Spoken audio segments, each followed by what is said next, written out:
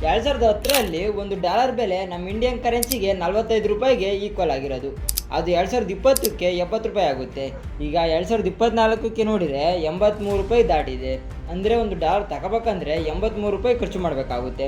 ಈಗ ನಮ್ಮ India economy ಫಾಸ್ಟಾಗಿ ಬೆಳೀತಾ ಇದೆ, ಆದರೆ ನಮ್ಮ ಇಂಡಿಯಾ ರೂಪಾಯಿ ದಿನ ದಿನ ಕಮ್ಮಿ ಆಗ್ತಾನೇ ಇದೆ. ಅಸಲು ಈ ರೂಪಾಯಿನ ಯಾರು ಡಿಸೈಡ್ ಮಾಡ್ತಾರೆ? ರೂಪಾಯಿ ವ್ಯಾಲ್ಯೂ ಇನ್ನೂ ಕೆಳಗೆ ಬಿದ್ದರೆ ನಮ್ಮ ಇಂಡಿಯಾ ಎಕನಾಮಿ ಏನಾಗುತ್ತೆ? ಇದು ನಿಮ್ಗೆ ಅರ್ಥ ಆದರೆ ಇಂಟರ್ನ್ಯಾಷನಲ್ ಬಿಸ್ನೆಸ್ ಮತ್ತು ಟ್ರೇಡಿಂಗ್ ಹೆಂಗೆ ನಡೆಯುತ್ತೆ ಅಂತ ಅರ್ಥ ಆಗುತ್ತೆ. ಅದಕ್ಕಾಗಿ ಯಾರು ಸ್ಕಿಪ್ ಮಾಡ್ದಂಗೆ ನೋಡಿ.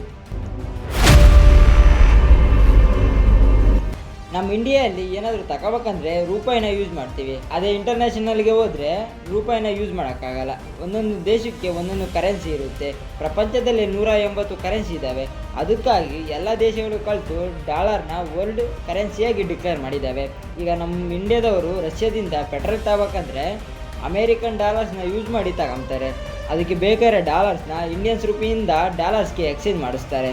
ಈಗ ಡಾಲರ್ ಬೆಲೆ 83 ರೂಪಾಯಿ ಐತೆ. ಆದರೆ ಎಲ್ಲ ದೇಶ ಕರೆನ್ಸಿ ಈಕ್ವಲ್ ಆಗಿರಲ್ಲ. ಒಂದಷ್ಟು ದೇಶ ಕರೆನ್ಸಿ ಅಮೇರಿಕ ಡಾಲರ್ಸ್ಗಿಂತ ಜಾಸ್ತಿ ಇರುತ್ತೆ.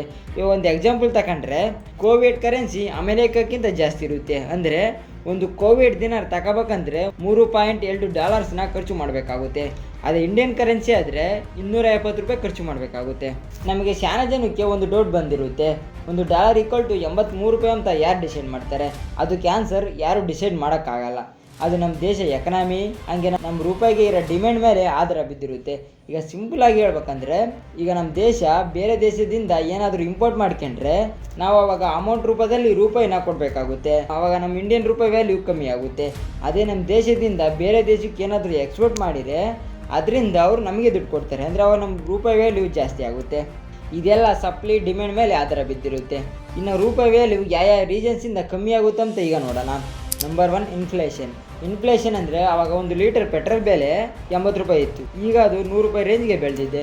ಈಗ 80 ರೂಪಾಯಿಗೆ 1 ಲೀಟರ್ ಪೆಟ್ರೋಲ್ ಬರಲ್ಲ. ಅಂದರೆ ಈಗ ದುಡ್ಡಿನ ವ್ಯಾಲ್ಯೂ ಕಮ್ಮಿ ಆಗೈತೆ ಅಂತ ಅರ್ಥ. ಅದನ್ನೇ ಇನ್ಫ್ಲೇಷನ್ ಅಂತಾರೆ.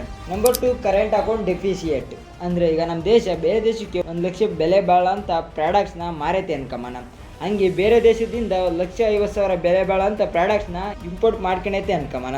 ಈಗ ಎಕ್ಸ್ಪೋರ್ಟ್ ಮಾಡಿರೋದಕ್ಕಿಂತ ಇಂಪೋರ್ಟ್ ಮಾಡ್ಕೊಂಡಿರೋದು 50,000 ಜಾಸ್ತಿ ಇರೋದ್ರಿಂದ ಆ 50,000 ಅವರಿಗೆ ಕೊಡಬೇಕು. ಅದಕ್ಕೆ ನಾವು ಡಾಲರ್ಸ್ ರೂಪದಲ್ಲಿ 50,000 ಅವರಿಗೆ ಕೊಡ್ತೀವಿ. ಅಂದರೆ ಆವಾಗ ಡಾಲರ್ಸ್ ಡಿಮ್ಯಾಂಡ್ ಜಾಸ್ತಿ ಆಗುತ್ತೆ. ಡಾಲರ್ಸ್ ಡಿಮ್ಯಾಂಡ್ ಜಾಸ್ತಿ ಆಗೈತೆ ಅಂದರೆ ಆಟೋಮೆಟಿಕಲಿ ರೂಪಾಯಿ ವ್ಯಾಲ್ಯೂ ಕಮ್ಮಿ ಆದಂಗೆ. ಇನ್ನು 3ನೇದು ಬಂದು ದೇಶದ ಸಾಲ. ಈಗ ಒಂದು ದೇಶಕ್ಕೆ ಏನಾದರೂ ಡೆವಲಪ್ಮೆಂಟ್ ಮಾಡೋದಕ್ಕೆ ದುಡ್ಡು ಬೇಕಾದರೆ ಆವಾಗ ಅದ್ರ ಹತ್ರ ಇರಲಿಲ್ಲ ಅಂದರೆ ಬೇರೆ ದೇಶದಿಂದ ಸಾಲ ತಗೊಂಬುತ್ತೆ. ಆವಾಗ ಆಟೋಮೆಟಿಕಲಿ ರೂಪಾಯಿ ವ್ಯಾಲ್ಯೂ ಕಮ್ಮಿ ಆಗುತ್ತೆ. Number 4, interest rate. ಈಗ ನಮ್ಮ ದೇಶದಲ್ಲಿ ಇಂಟ್ರೆಸ್ಟ್ ರೇಟ್ ಜಾಸ್ತಿ ಐತೆ ಅನ್ಕಮನ. ಆವಾಗ ಬೇರೆ ದೇಶದವರು ನಮ್ಮ ದೇಶಕ್ಕೆ ಸಾಲ ಕೊಡೋದಕ್ಕೆ ಮುಂದಕ್ಕೆ ಬರ್ತವೆ. ಯಾಕಂದರೆ ಇಂಟ್ರೆಸ್ಟ್ ರೇಟ್ ಜಾಸ್ತಿ ಇರುತ್ತೆ ಮತ್ತು ಜಾಸ್ತಿ ಅಮೌಂಟ್ ಬರುತ್ತೆ ಅಂತ. ಇಂಟ್ರೆಸ್ಟ್ ರೇಟ್ ಜಾಸ್ತಿ ಇರೋದ್ರಿಂದ ಅದರಿಂದ ನಮ್ಮ ಇಂಡಿಯನ್ ರೂಪಾಯಿ ವ್ಯಾಲ್ಯೂ ಕಮ್ಮಿ ಆಗುತ್ತೆ. ಆದಷ್ಟು ನಿಮಗೆ ಅರ್ಥ ಮಾಡ್ಸೋಕ್ಕೆ ಟ್ರೈ ಮಾಡಿದ್ದೀನಿ. ಇನ್ನೂ ಅರ್ಥ ಆಗಲಿಲ್ಲ ಅಂದರೆ ಕಾಮೆಂಟ್ ಬಾಕ್ಸಲ್ಲಿ ಕಾಮೆಂಟ್ ಮಾಡಿ. ಎಕ್ಸ್ಪ್ಲನೇಷನ್ ಇಷ್ಟ ಆದರೆ ಲೈಕ್ ಮಾಡಿ. ಇದೇ ಥರ ವೀಡಿಯೋಸ್ಗಾಗಿ ನೋಡ್ತಾ ಇರಿ ಡಿಯರ್ ಕನ್ನಡ. ಹಾಗೆ ಸಬ್ಸ್ಕ್ರೈಬ್ ಮಾಡೋದು ಮಾತ್ರ ಮರಿಬೇಡಿ.